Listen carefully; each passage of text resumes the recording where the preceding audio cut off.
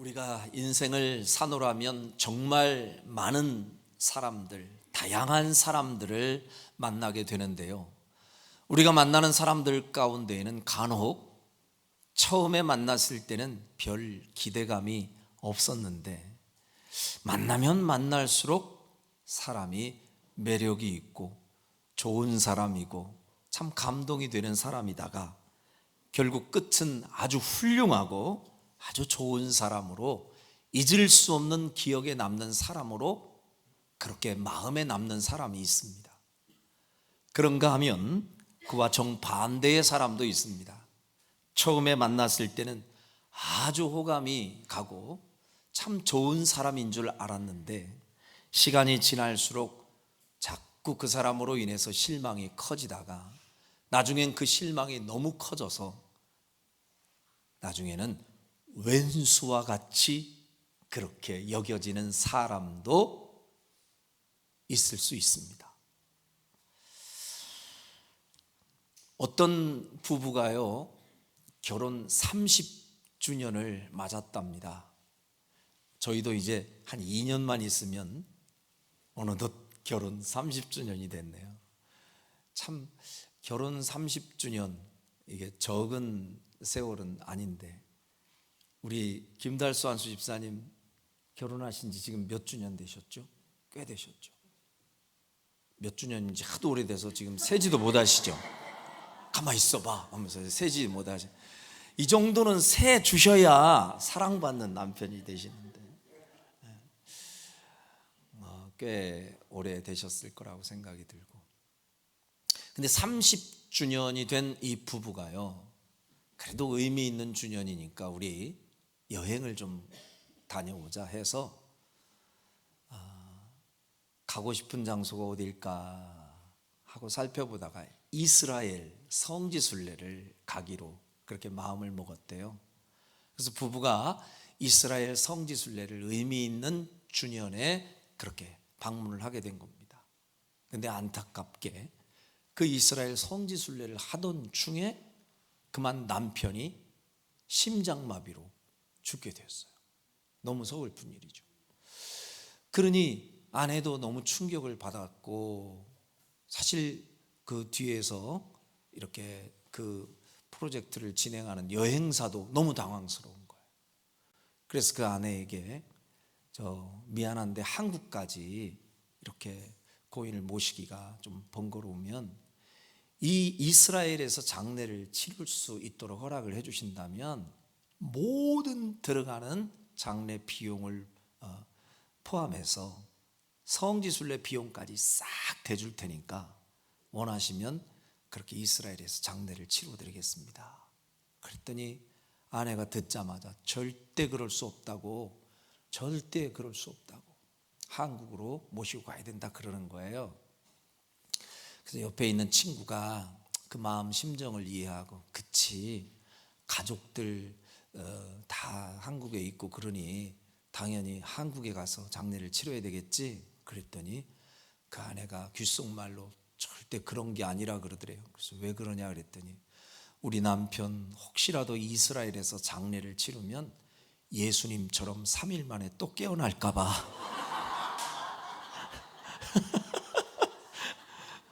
그런 전설이 있습니다. 또 이걸 진짜로 믿는 사람이 있으면 안 돼요. 제가 참 충격받았어요, 그 얘기 듣고. 그 두 부부가 사실 처음 시작할 때는 얼마나 참 콩카풀이 씌어가지고 그냥 서로 죽고 못 사는 그런 사이가 되어서 내 평생 검은 머리 팥불이 될 때까지 난 당신만 사랑하겠다, 뭐 이렇게 출발하지 않았겠어요? 근데 마지막에는 그 원수보다도 못한 존재가 되었다니 얼마나 참 가슴 아픈 일입니까? 근데 우리가 이제 종종 이렇게 뭐 부부에게만 일어나는 어떤 일은 아니고요, 때로는 하나님과 우리 사이의 관계에서도 이런 경우가 간혹 있습니다. 처음 출발은 참 좋았는데 서로 하나님과 우리 사이의 관계가 너무 좋고 사랑하는 관계였는데 나중에는 끝이 좋지 않은 사람으로 그렇게 인생이 마무리되는 안타까운 사람도 있습니다.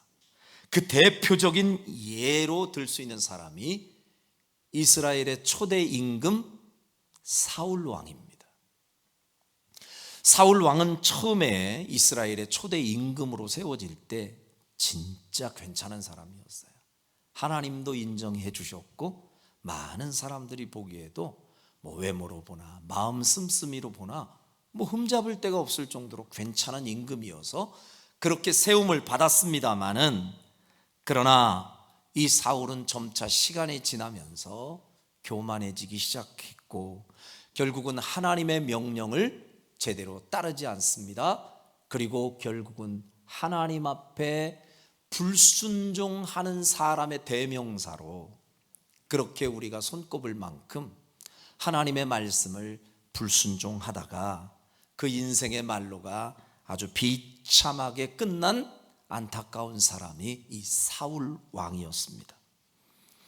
도대체 그 사울 왕이 어떤 불순종을 했길래 하나님 앞에 결국은 그렇게 버림받은 왕이 되고 말았을까? 그 이야기가 오늘 우리가 읽은 이 본문 말씀과 관련 있는 바로 전장에 소개되고 있습니다. 한번 좀 살펴볼까요? 자, 사무엘상 13장으로 한번 가보시고요. 1절과 1절을 먼저 한번 읽어보겠습니다. 1절 시작. 사울이 왕이 될 때 40세라. 그가 이스라엘을 다스린 지 2년에. 그러니까 사울 왕이 42살 때의 일이에요. 40세의 임금이 되고 2년 동안 이제 왕의 자리에 올라서 백성들을 다스리다가 그때 어떤 일이 일어났는가? 2절에 보면 이스라엘 사람 3,000명을 택하여 그 중에 2,000명은 자기와 함께하고 1,000명은 또 아들하고 어떻게 이제 함께하게 하고, 무슨 얘기냐면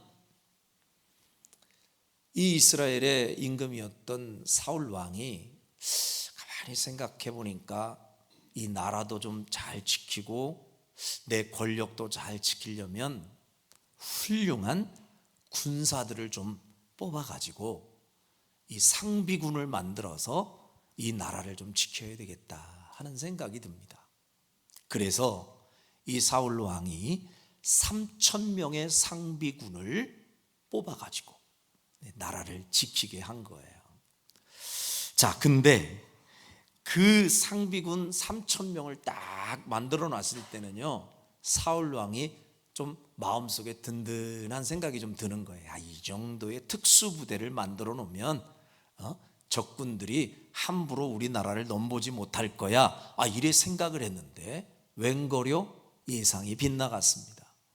당시에 이스라엘을 호시탐탐 노리고 있던 주변 국가가 많이 있었는데 그 중에 블레셋이라는 나라에서 이 이스라엘을 공격할 틈을 엿보고 있었다가 갑자기 얘네들이 움직이기 시작합니다. 그런데 이스라엘을 공격하러 쳐들어오려고 하는 이 블레셋 사람들의 군대가 만만치 않아요. 자, 어느 정도 숫자인지 성경은 이렇게 얘기합니다. 13장 5절입니다. 자, 시작. 블레셋 사람들이 이스라엘과 싸우려고 모였는데 병거가 3만이요 마병이 6,000명이요 백성은 해변에 모래같이 많더라. 그들이 올라와 베다웬 동쪽 미막스에 진침해. 네. 그러니까요, 그들의 수요가 만만하지 않아요. 이스라엘과 싸우려고 몰려드는 그 병거의 숫자만 3만. 그러니까 이스라엘 백성이 준비한 그 3,000명에 비하면 10배네, 10배. 거기에 3만에 마병이 6,000명이에요. 또 거기에 함께 싸우러 몰려든 백성은 숫자도 못 세. 해변에 모래같이 많대요. 이 정도 되는 사람들이 이스라엘을 에워싸기 시작합니다.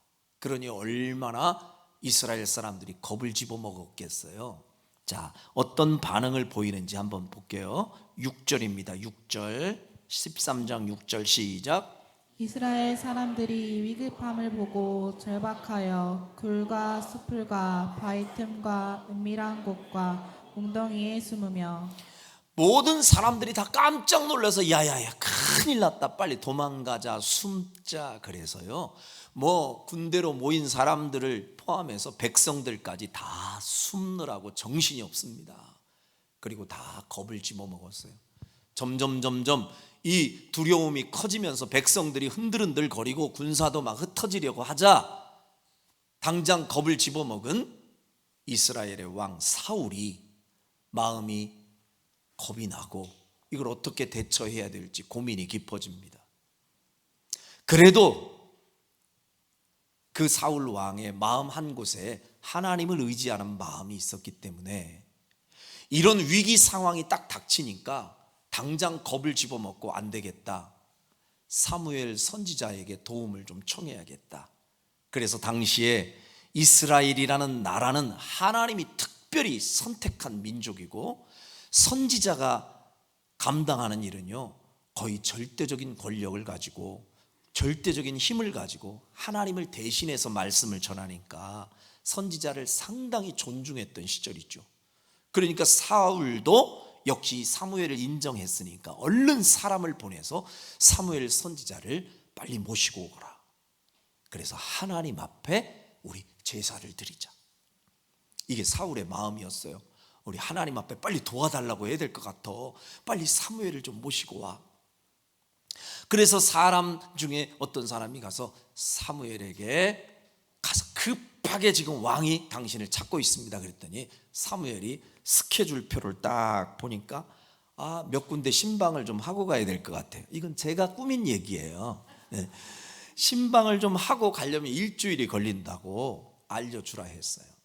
그리고 시간이 조금 지체되는 상황에 이 사울 왕이 생각해 보니까 너무너무 급한 거예요. 백성들이 지금 점점 막 다 술술 빠져나가기 시작하고 군인들도 무섭다고 다 숨고 근데 사무엘 선지자가 빨리 와서 이 지금 흩어지는 사람들을 좀 이렇게 결속을 시켜줘야 되는데 이 선지자는 안 오시고 지금 상황이 이렇게 돌아가자 마음이 불안하고 조급해진 이 사울 왕이 바둑으로 치면 악수를 두는기 시작합니다. 그래서는 안 되는데 이 사울이 선택한 것은 뜬금없이 자기가 제사장 역할까지 감당하면서 하나님 앞에 번제를 주도해서 드리려고 하는 거예요. 그때 당시에는요 선지자 겸 제사장이었던 사무엘이 제사를 집도해서 하는 것이지 왕은 왕이 해야 할 일이 따로 있는 것이지 그가 제사장의 역할을 해서는 안 돼요. 그 구약시대 때는 엄격하게 하나님께서 규정해 놓은 하나님의 법칙이었어요. 근데 사울 왕은 마음이 너무 급해지자 이제는 판단력이 흐려지기 시작하는 거예요. 그래서 어떻게 해요? 10절 보세요. 9절 시작. 사울이 이르되 번제와 화목제물을 이리로 가져오라 하여 번제를 드렸더니 기다리던 사무엘이 일주일이 지나도 오지를 않자 에라 모르겠다 내가 주도해서 그냥 번제 드리면 되겠지 뭐. 하나님이 정해놓으신 하나님이 말씀해 주신 대로가 아니라 내가 생각하는 대로 그냥 번제 드려도 괜찮겠지 하고 번제를 드려버렸어요. 그랬더니 번제를 딱 드리고 나니까 그때서야 사무엘 선지자가 뒤늦게 오셨네. 그러더니 사무엘이 눈이 동그래져 가지고 아니 왕이시여 지금 뭘 하신 겁니까? 아니 말씀에도 없는 그 희한한 예배를 드리셨네. 이게 지금 뭐 하신 겁니까? 라고 물었어요. 그랬더니 이 사무엘 앞에 사울이 변명을 하기 시작합니다. 뭐라고 변명하는지 볼까요? 자, 이렇게 말합니다. 11절부터 한번 볼게요. 11절 시작. 사무엘이 이르되 왕이 행하신 것이 무엇이냐 하니 사울이 이르되 백성은 내게서 흩어지고 당신은 정한 날 안에 오지 아니하고 블레셋 사람은 미막스에 모였음을 내가 자, 보았으므로. 잠깐 보세요. 사무엘이 지금 변명을 하는 내용이에요. 아니요, 내가 그냥 그랬겠어요? 다 이유가 있지. 한번 생각해 보십시오. 얼마나 깝깝한지. 백성은 내게서 다 흩어지고 기다렸던 당신은 정한 날에 오지는 않지. 저 원수의 나라 블레셋 사람들은 다 모여가지고 우리를 에워싸고 있지. 내가 그 상황을 보고도 그럼 가만히 있습니까? 아무것도 안 하고. 그래서 12절 계속해서 변명은 들어가요. 12절 시작.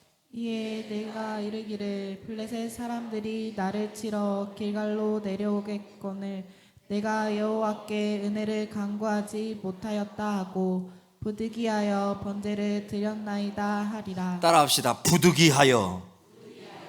사울의 변명의 핵심은 이거예요. 부득이하여, 어쩔 수 없어서 내가 그랬습니다. 내가 하나님 말씀을 모르겠어요? 하나님 명령 다 알죠. 근데 너무 급하잖아요, 상황이. 이건 누구라도 그럴 수밖에 없습니다.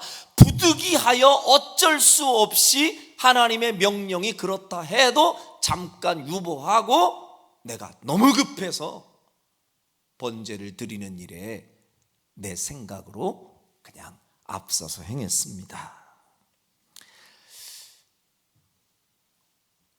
나름 사울이 이 정도로 사무엘에게 얘기하면 하나님도 그래, 너 너무 급해서 그랬나 보다 하고 이해해 줄 줄 알았어요. 그런데 하나님은 그 사울의 변명을 받아들이지 않았습니다. 통하지 않았다는 얘기예요. 하나님이 사무엘을 통해서 사울 왕에게 해주신 이야기가 있습니다. 뭐라고 얘기하시는지 볼까요? 자, 14절을 딱 그렇게 이야기하니까 14절 시작. 지금은 왕의 나라가 기이지 못할 것이라 여호와께서 왕에게 명령하신 바를 왕이 지키지 아니하였으므로 여호와께서 그의 마음에 맞는 사람을 구하여 여호와께서 그의 지도자로 삼으셨다 하고. 네, 왕께서 하나님이 명령하신 바를 지키지 아니하였으므로 하나님께서는 오히려 당신의 마음에 맞는 다른 왕을 당신을 대체할 왕으로 세우실 겁니다. 그러니까 이미 사울 왕이 하나님의 말씀과 명령을 어겼으므로, 조금 이따 다시 살펴보겠습니다마는 표현을 이렇게 얘기해요. 하나님의 말씀을 당신이 버렸으므로 나도 당신을 버리겠습니다. 뭐 이런 표현이에요. 그러니까 아무리 다급해도 사울 왕이 해서는 안 될 일이 있고, 그죠? 가서는 안 될 길이 있단 말이에요. 하나님의 명령을 저버리면서까지 찾은 그 인간의 방법은 하나님께 통하지 않습니다. 이건 사울 왕에게만 해당되는 얘기가 아니라 우리에게도 다 해당되는 얘기예요. 여러분과 제가 인생을 살 때 아무리 다급하고 아무리 조급해도 하나님의 명령, 하나님의 말씀을 저버리면서까지 찾은 인간의 방법은 절대 해답이 아닌 것을 믿으시길 바랍니다. 믿으시길 바랍니다. 그래서요, 순간의 이 조급함과 순간적으로 내 속에 생기는 이 불안함을 잠재워 보겠다고 말씀대로가 아니라, 성경대로의 방법이 아니라 자꾸 인간의 방법을 앞세우고 자기 방식을 앞세우다 보면 잠깐은 숨통이 튑 수 있어요. 잠깐은 위안이 되는 것 같아요. 잠깐은 한숨 돌릴 수 있는 것 같아요. 그러나 반드시 그에 대한 영적인 대가 지불이 있다는 사실을 여러분 잊지 않아야 됩니다. 결국 이 일로부터 시작해서 사울 왕이 하나님의 말씀을 아주 정면으로 거절하고 자기 뜻대로 행한 일이 또 하나 있죠. 아말렉과의 이 싸움 가운데에서 하나님이 다 남김없이 거기에서 얻은 전리품 또 동물까지 싹 없애라고 얘기했는데 역시 사울은 자기 생각으로 가만히 보아하니 없애긴 너무 아까워서 자기가 아껴둔 동물들이 있어요. 그래서 사무엘이 아니 이건 또 뭡니까? 하나님이 싹 없애라면 없애야지 그랬더니 사울 왕이 또 거기서도 변명을 해요. 아니 그게 아니고 이 아까운 걸 그냥 없애기보다는 잘 놔뒀다가 하나님께 제사할 때 쓰려고요. 그때 임기응변으로 자기 이야기를 펼쳐가는데 그 이론이 하나님께 안 통해요. 하나님이 사무엘 선지자를 통해서 사울에게 결정적인 한 말씀을 해주십니다. 이 말씀 사무엘상 15장 22절 23절 한번 들어보시죠. 자, 22절 23절 시작. 사무엘이 이르되 여호와께서 번제와 다른 제사를 그의 목소리를 청종하는 것을 좋아하심 같이 좋아하시겠나이까? 순종이 제사보다 낫고 듣는 것이 순양의 기름보다 나으니. 잠깐요. 자, 하나님이 그렇게 사무엘을 통해서 말씀해 주시는 거예요. 따라합시다. 순종이 제사보다 낫고 듣는 것이 수량의 기름보다 나으니라. 아멘. 이거를 사울이 몰랐던 거예요. 여러분, 하나님 말씀에 그때그때 순종하고 하나님이 말씀하실 때 잘 듣는 것이 하나님이 원하시지 않는 방법의 번제를 100번 드리는 것보다 나은 거예요.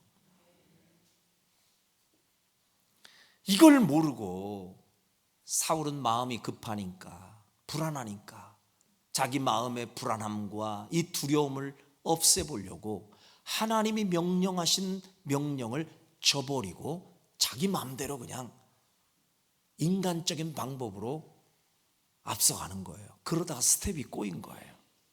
자, 그래서 하나님이 또 뭐라고 얘기하시는지 보세요. 23절 시작. 이는 거역하는 것은 점치는 죄와 같고 완고한 것은 사신 우상에게 절하는 죄와 같음이라. 왕이 여호와의 말씀을 버렸으므로 여호와께서도 왕을 버려 왕이 되지 못하게 하셨나이다 하니. 사울 왕은 다양한 변명을 늘어놓지만 하나님께는 통하지 않습니다. 하나님의 결론은 네가 내 말을 버렸으므로 나도 너를 버려 왕이 되지 못하게 하겠다. 이게 하나님의 말씀이었습니다. 우리 무서운 경고로 우리가 잘 받아들이고 이 말씀을 생각하면서 신앙생활을 해야 되겠죠. 우리가 나를 둘러싼 주변 상황이 참 만만치 않고 내 곁에 있던 사람들이 자꾸 하나 둘씩 내 곁을 떠나가 버리고 내게 도움이 될 만한 사람은 아무리 기다려도 오지를 않고 근데 기도를 해도 또 쉽게 응답은 안 되고 그래서 자꾸 내 마음이 조급해지고 불안해질 때 그때가 어쩌면 영적으로 가장 위험한 함정에 빠질 수 있는 때입니다. 이럴 때에 영적으로 자기 관리를 제대로 못하면 우리도 똑같이 사울 같은 실수를 범할 수밖에 없습니다. 자꾸 주변에서 내 생각대로 뭐가 안 돌아가. 그리고 자꾸 내게 있는 자원들이 자꾸 소실되고 없어지고 있던 사람들이 자꾸 떠나가 버리고 그럼 여러분 우리가 막 불안해지잖아요. 그러니까 사울 왕이 딱 그랬던 거예요.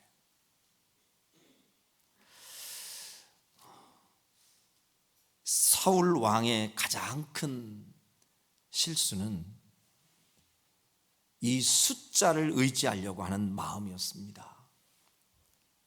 자기 주변에 있는 군사의 숫자, 이 숫자가 줄어들기만 하면 갑자기 불안해지는 거예요. 근데 이 사울 왕이 그런 행보를 했다면 그 아들이었던 요나단은 달랐어요. 요나단은 참 믿음의 사람이었죠. 그 아버지와는 다른 길을 걷습니다. 이스라엘이 이렇게 큰 위기의 상황을 직면했을 때에 사울 왕은 오히려 군사의 수를 헤아리면서 불안해하고 두려워하고 겁먹을 때, 이 요나단은 군사의 숫자를 헤아리는 게 아니라 우리를 도우시는 하나님의 손, 그 하나님을 의지하는 믿음을 가지고 남들이 다 두려워하고 떨 때 이 요나단은 오히려 용기를 가지고 담력을 가지고 저 군대를 향하여, 적진을 향하여 우리 나가자 하고 주변 사람들을 독려하고 있어요. 그 자원이 어디에서 오는가? 자기 주변에 있는 군사력이 아니라 우리를 위하여 싸워주시고 도와주실 하나님을 의지하는 그 믿음 가지고 용기를 가졌던 그 요나단, 우리가 한번 보겠습니다. 오늘 6절, 본문의 6절의 말씀이 바로 그 배경에서 나온 말씀이에요. 6절 시작. 요나단이 자기의 무기를 든 소년에게 이르되 우리가 이 할례를 받지 않는 자들에게로 건너가자. 여호와께서 우리를 위하여 일하실까 하노라. 여호와의 구원은 사람이 많고 적음에 달리지 아니하였느니라. 아멘. 따라합시다. 여호와께서 우리를 위해 일하실까 하노라. 아멘. 저 할례 받지 못한, 다시 말하면 하나님이 선택한 우리들은 하나님이 분명히 보호하실 것이고, 우리를 선택한 이 백성들을 공격해오는 저 원수들을 하나님이 그냥 놔둘 리가 있겠느냐.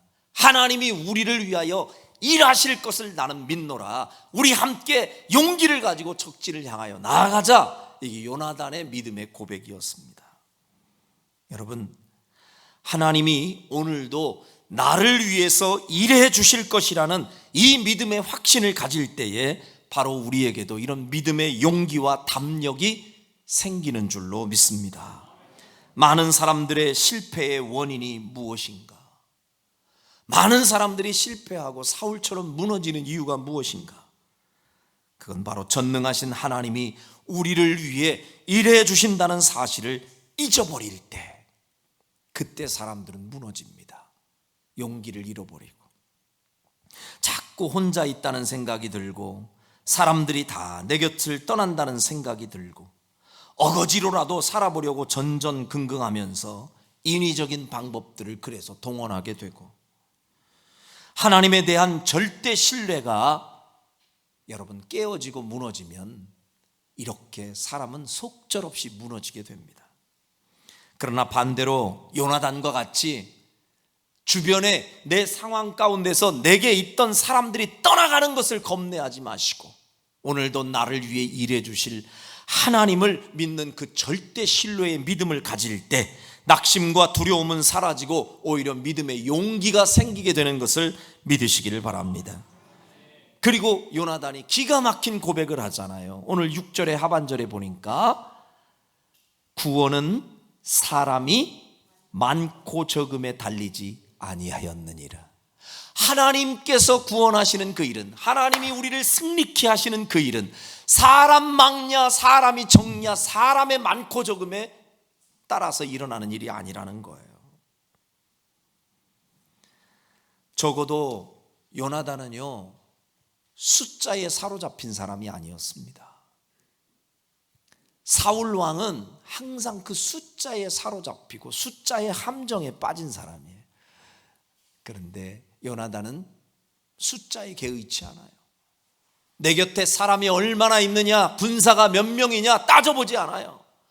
오늘 여호와께서 우리를 위해 일해 주신다는 그거에만 집중해요.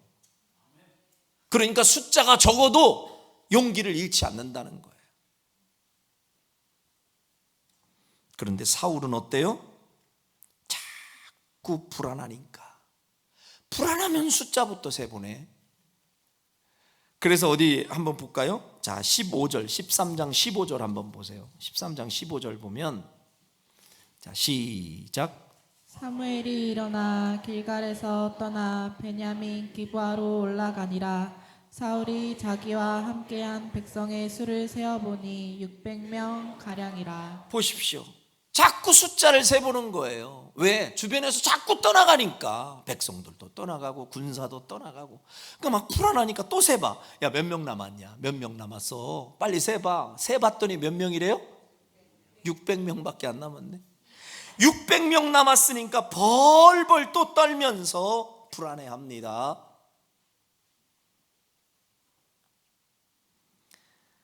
자기 자원이 몇이나 되는가 세어보면서 600명이면 벌벌 떨고 6,000명이면 듬직하고 든든하고, 이거 뭐예요? 숫자에 매여 사는 사람의 특징이에요. 맨날 내 주변에 있는 숫자만 헤아려 보는 거예요. 목사님, 저는요 무슨 군사가 있긴 뭐 군사가 있어요. 내 주변에 무슨 군사가 있겠냐고요. 그러니까 세어볼 일이 없어요.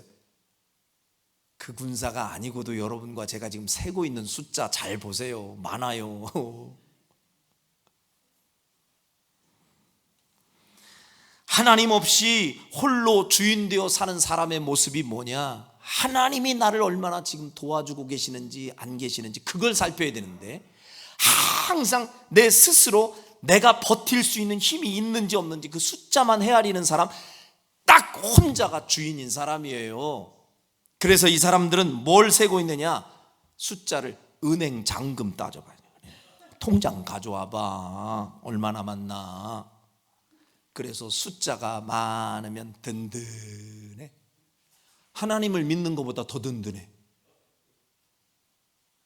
아니, 왜 그 숫자에 여러분들이 그냥 매여 사느냐고요. 그리고 은행의 잔고가 줄어들면 갑자기 불안해지고 소심해지고 용기가 사라지고 다 죽어가. 왜 그런가 그랬더니 숫자 때문에 맨날 그 숫자만 세고 있는 거예요. 그리고 한때는 어떤 분들은 이제 인맥, 좋은 인맥이 어떤 때는 왜 인맥이 많은 사람들, 그것도 어떤 때는 자원이잖아요. 그 저도 보면 제가 아는 어느 목사님은 인맥이 진짜 장난이 아니에요. 뭐 모르는 분이 없어. 막 다 이쪽 저쪽 가면 전부 다 하나하나 연결되고 인맥. 근데 인맥이 굉장한 자기 나름대로는 이제 큰 자원이라고 생각해요. 여러분들 혹시 인맥 자랑하시는 분 있나요? 그것도 의미 없어요. 소위 요즘 우리는 그냥 인맥이 진짜 대단하시네요. 우리는 그렇게 얘기하는데, 요즘 애들은 표현을 조금 달리해요.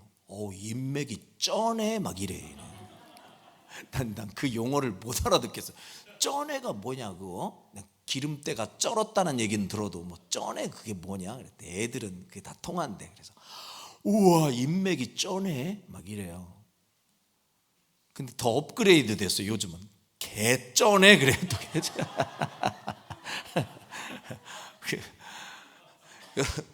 여러분의 인맥은 좀 어떻습니까? 개쩝니까? 혹시 인맥이 없다고 혹시 주눅 드신 분이 있습니까? 그 인맥의 수에 따라서 여러분들이 기고만장하고 인맥의 수에 따라서 기가 죽는다면 여러분은 숫자에 매여 사는 사람인 거예요. 딱 사울왕이에요. 그러나 요나단의 고백은 다릅니다. 여호와의 구원은 사람이 많고 적음에 달려있지 않느니라. 여러분과 저의 인생의 승리는 내 주변에 사람의 수가 얼마나 많냐 적냐에 따라 결정되는 게 아니라 오늘 나를 위해 일해 주시는 하나님의 손만 있으면 여러분의 인생은 얼마든지 승리할 수 있음을 믿으시길 바랍니다. 하나님의 사람들은 결코 숫자를 따르지 않는 사람들이에요. 아멘이십니까? 기드온과 300용사 이야기 아시죠? 미디안이라는 적군과 싸워야 될 이스라엘의 군대가요, 너무너무 작아요. 미디안의 숫자는 바다의 모래알 같은 숫자래요. 그러니까 숫자가 헤아려지지를 못해. 그 정도로 많은 적군하고 싸워야 될 무리를 다 모으고 보니까 32,000명이에요. 32,000명도 너무 적어. 기드온이 생각했을 때는 아니 한 32만 명 정도는 돼야 되는데 3만 2천 명이 모였어요. 이 숫자를 데리고 지금 싸워야 되나 말아야 되나 고민하고 있는데 갑자기 하나님이 야 기드온아, 이제 숫자를 세고 있는 이제 기드온에게 알려주는 거야. 너무 많다 그 숫자. 예? 3만 2천 명인데요. 적지는 해변에 모래 같고요. 너무 많아. 일단 보내 사람들. 그래서 전쟁이 무섭거나 집안에 사정이 있는 사람들 다 갈 사람은 가라 그랬더니 진짜로 싹 빠져나가고 딱 300명 남았어요. 해도 너무하지. 3만 2천 명 중에 싹 빠져나가고 딱 300명 남았는데 하나님은 오히려 이제 됐다, 그 숫자 가지고 일하라는 거예요.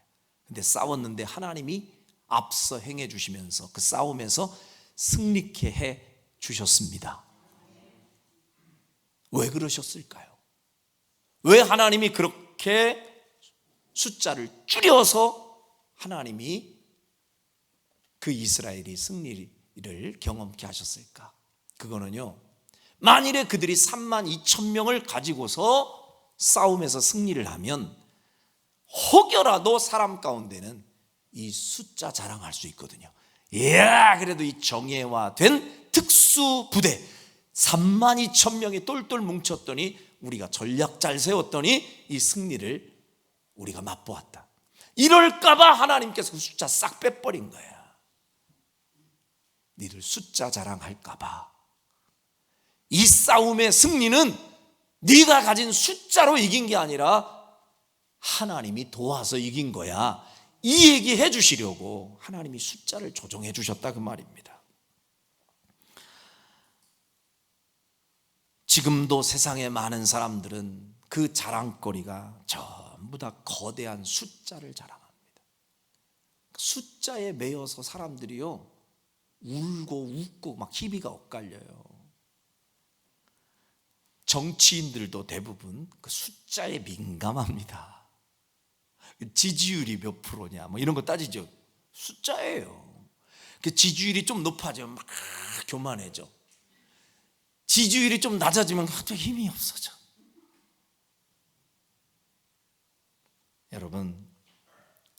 여러분은 어떠시냐고요? 우리 그 숫자의 함정에 빠지지 않았으면 좋겠어요. 아멘. 목사인 저도 다 적용되는 말이에요. 어떤 때는 우리 교회가 정말 막 차고 넘칠 만큼 숫자가 꽉 차면 목사도 어디서부터 오는 힘인지 막 갑자기 막 성령 충만한 것 같아. 이건 성령 충만과 상관없지 숫자가 충만한 거지. 내가 우리 교회 막 성도들이 막 가득가득 차면 그러다가 벚꽃 잘 피고 오늘도 몇몇 분들이 일부 예배를 오셔서 어떻게 일부 예배 오셨대 그랬더니 벚꽃 보러 가려고. 잘했다고 그랬지. 일부 예배라도 오고 이렇게 가는 거가 다행이지. 근데 그러다가 이제 사람들이 쭉 빠지고서 몇 명 안 남으면 갑자기 힘이 쫙 빠지고 목사도 그 숫자의 함정에 빠지더라니까. 그러나 단 한 명이 남아도 10명이 있어도 하나님이 오늘 그 숫자와 함께 손붙잡고 일하시면 오히려 그 단 한 사람이 세상을 바꾸는 주역이 될 수도 있다는 사실 우리 분명히 믿고 숫자에 매여 사는 사람 말고 숫자에 붙들려 사는 사람 말고 우리를 위해 일해 주시는 하나님의 손 붙잡고 살 것을 다짐하시길 바랍니다. 오늘 이 시대에도 사울의 모습으로 살고 있는 성도들이 있고 요나단의 모습으로 사는 성도들도 있습니다. 저는 우리 교회 성도들 모두는 순전한 믿음으로 하나님을 의지하며 용기를 가졌던 그 요나단의 모습을 담기를 바랍니다. 우리 옆 사람에게 우리 이런 인사를 한번 해봤으면 좋겠습니다. 딱 옆 사람하고 이제 두 분씩 이렇게 마주보세요. 둘이 딱 마주보고 제가 시키는 대로 하는 거예요. 자, 가만히 보니, 다시 가만히 보니 이제 둘 중에 하나를 얘기해야 돼요. 사울이든지 요나단이든지 둘 중에 하나를 얘기해 주셔야 돼요. 아무개를 많이 닮았습니다. 시작. 여기서 그냥 까딱 잘못했다가 사울 닮았습니다 이러면 한 방 맞는 거지. 정말 요나단 많이 닮은 것 같아요? 아멘. 나는 우리 교회 모든 성도들이 목사를 비롯해서 진짜 주님 앞에 서는 그날까지 어떤 위기의 상황 가운데서도 숫자 붙들고 살지 말고 하나님의 손 붙들고 살 수 있기를 주의 이름으로 축원합니다.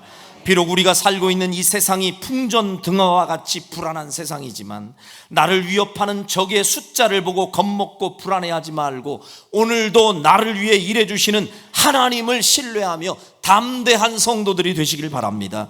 또한 하나님의 구원의 숫자의 많고 적음과 하나님의 구원은 우리 사람들의 숫자와 아무 상관없다는 것을 기억하시면서 아무리 가진 것이 없고 아무리 배운 것이 없고 든든한 인맥이 없어도 전능하신 하나님의 손 꼭 붙들고 삶의 무대에서 당당하게 믿음으로 나아가 주님이 이기게 해주시는 삶을 경험하는 주인공들 다 되시기를 주님의 이름으로 축원합니다. 기도하겠습니다.